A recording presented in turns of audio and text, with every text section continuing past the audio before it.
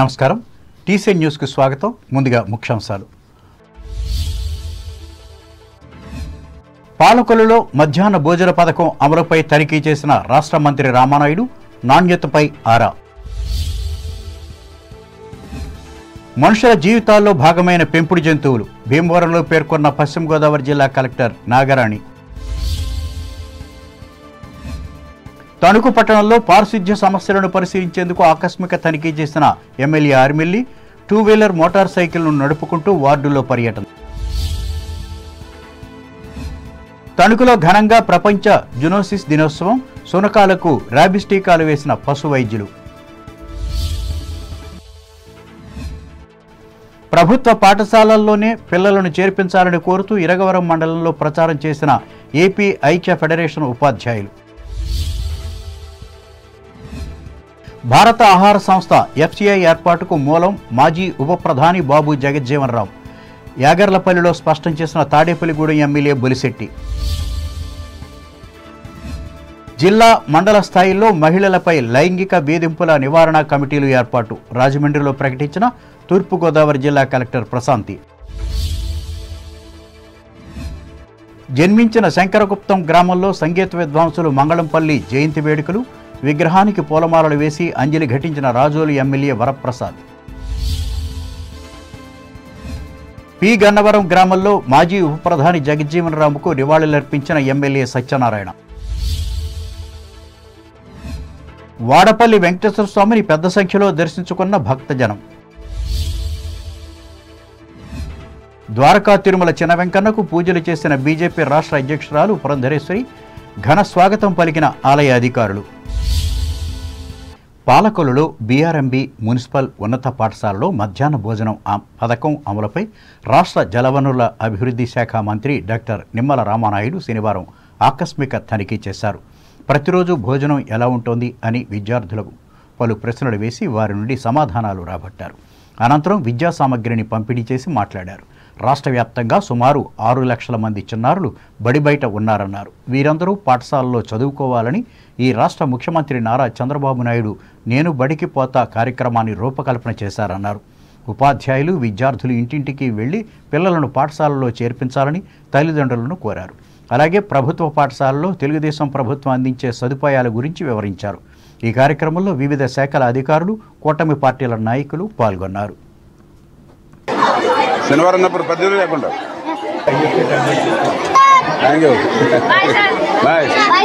బాగా చదువుకోవాలి, ఓకేనా? బాగా చదువుకోవాలి మీరంతా. బాగానే ఉంటుందా టేస్ట్? ఏ క్లాత్ ప్రభుత్వం యొక్క ఉద్దేశం అందరూ కూడా బాగా చదువుకుని ఎదగాలని మనస్ఫూర్తిగా కోరుకుంటున్నాను. Thank you.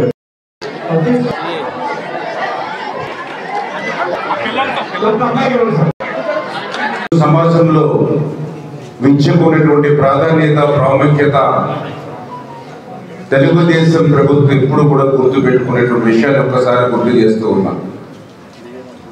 ప్రతి ప్రభుత్వ పాఠశాలలో చదువుకునేటువంటి విద్యార్థులకు ఏదైతే ఈ యొక్క స్కూలు బ్యాగ్స్ కానీ అదేవిధంగా మరి షూస్, అదేవిధంగా విత్ సాక్స్లు, అదేవిధంగా ఏదైతే మరి వీళ్ళకి ఒక యూనిఫాము, అదేవిధంగా బెల్ట్, అదేవిధంగా dictionary, text books, note books, ఇట్లా ఒక కిట్ దగ్గర 2604 రూపాయలు ఒకరికి ఖరీదు చేసేటువంటి కిట్ని మీకు ఉచితంగా ఈరోజు ప్రభుత్వ పరంగా అందజేస్తూ ఉన్నాము.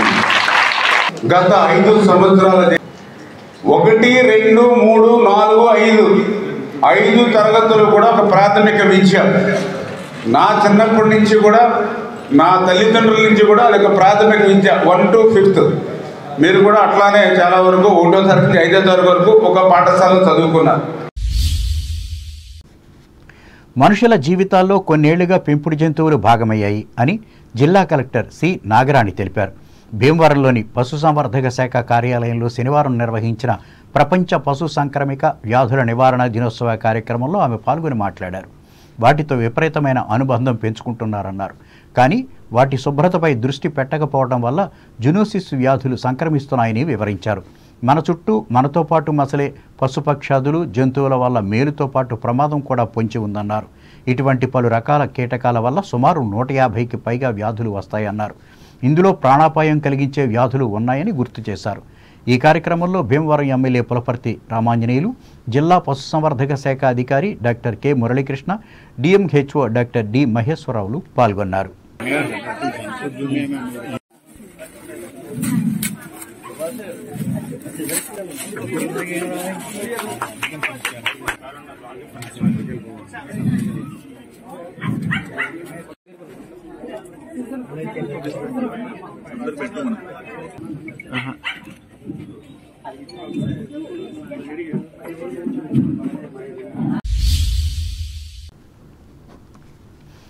బహిరంగ మార్కెట్లో నిత్యావసర వస్తువుల ధరల నియంత్రణకు అన్ని వర్గాల వర్తకులు తమ వంతు సహకారం అందించాలని జిల్లా జాయింట్ కలెక్టర్ సివి ప్రవీణాదిత్య తెలిపారు.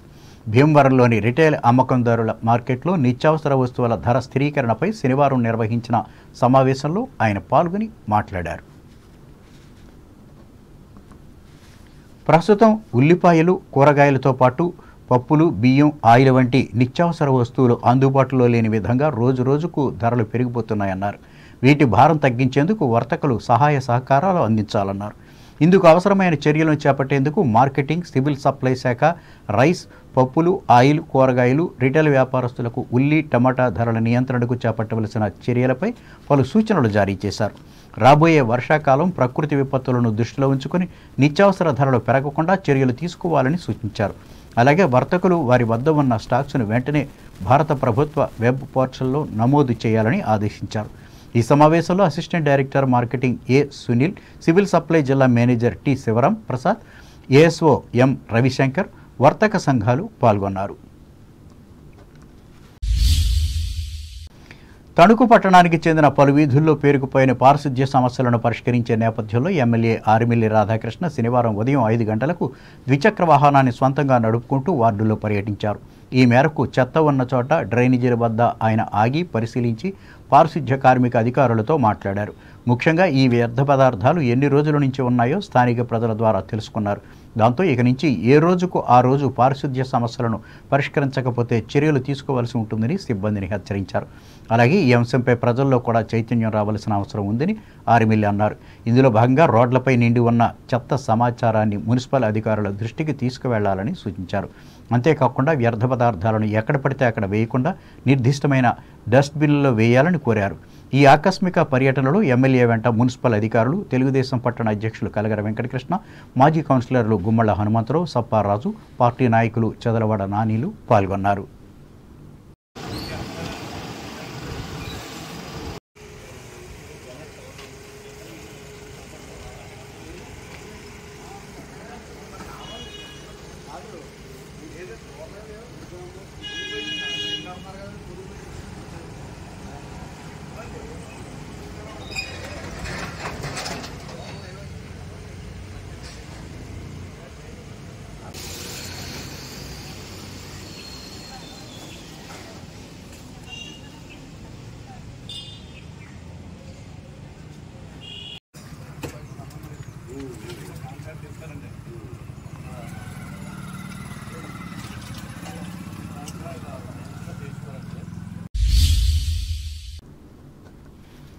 ప్రపంచ జునోసిస్ దినోత్సవాన్ని తణుకులో శనివారం ఘనంగా నిర్వహించారు. ఇందులో భాగంగా శునకాలకు ర్యాబిస్ టీకాలు వేశారు. ఈ సందర్భంగా టీసీఎన్ ప్రత్యేక కథనాన్ని అందిస్తోంది.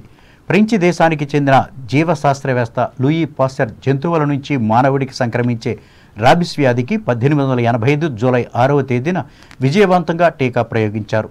ప్రజారోగ్య వ్యవస్థలో ఒక అద్భుత ఆవిష్కరణకు నాంది పలికిన రోజు కావడంతో ఏటా ఇదే రోజున అన్ని దేశాల్లో జునోసిస్ డేని జరుపుకుంటున్నారు.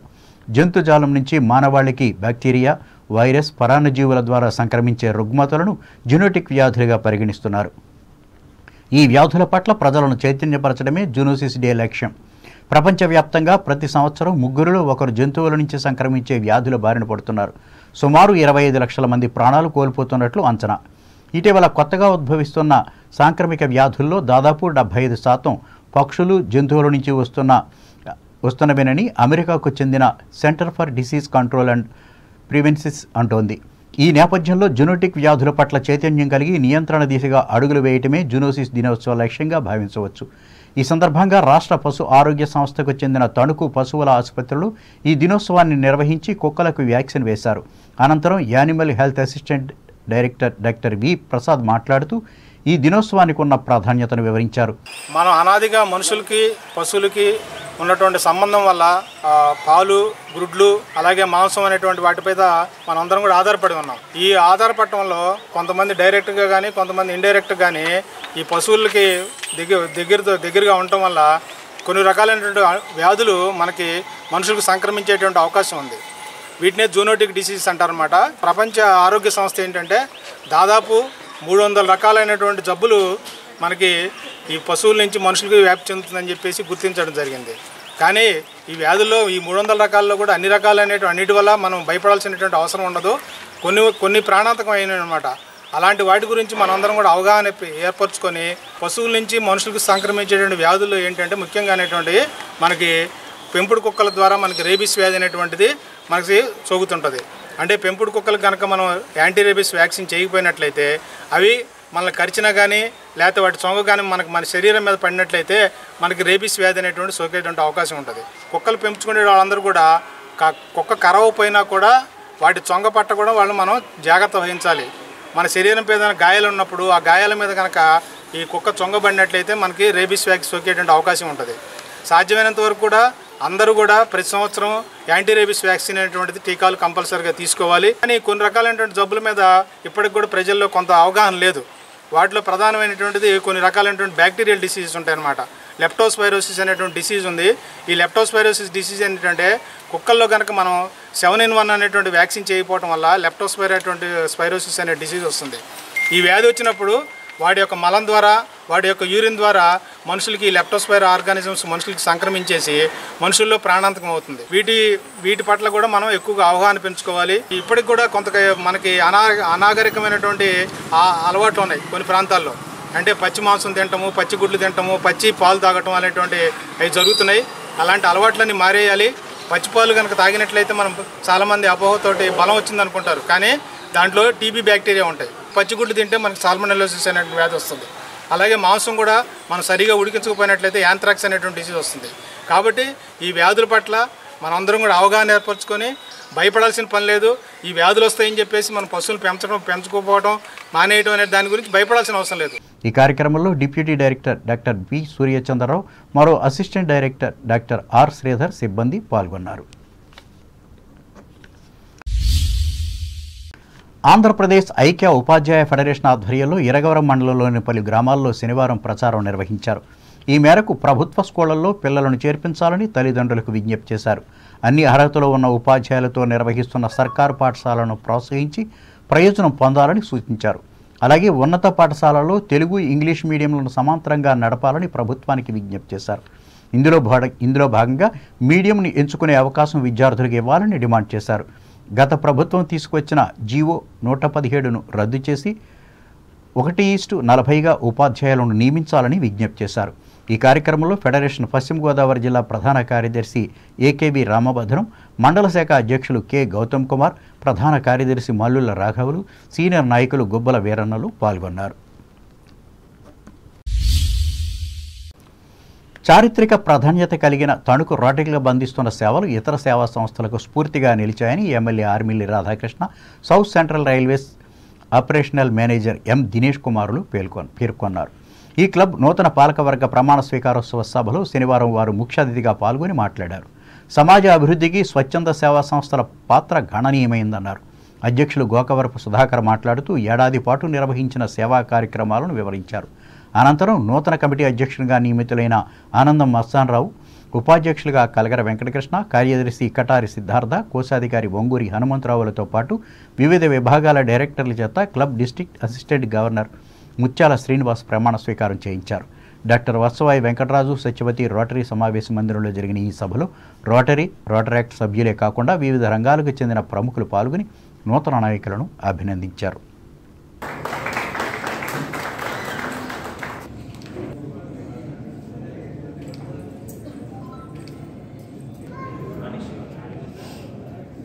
Okay,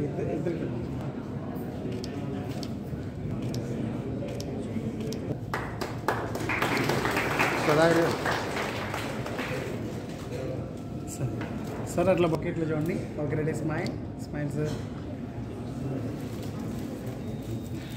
ready 1 smile sir. ఇట్లా చూడండి సార్, కెమెరా చూడండి. Okay sir, all of the smile. ఇట్లా చూడండి sir. Okay ready sir, smile sir. పశ్చిమ గోదావరి జిల్లాకు చెందిన ప్రభుత్వ డిగ్రీ కళాశాలలో ఒప్పందం ప్రాతిపదికన పనిచేస్తున్న అధ్యాపకుల పునరుద్ధరీకరణ కోసం 2024-25 విద్యా సంవత్సరానికి దరఖాస్తులు కోరుతున్నట్లు తణుకు చిట్టూరు ఇంద్రయ్య ప్రభుత్వ డిగ్రీ కళాశాల principal doctor P Anil Kumar శనివారం ఒక ప్రకటనలో తెలిపారు.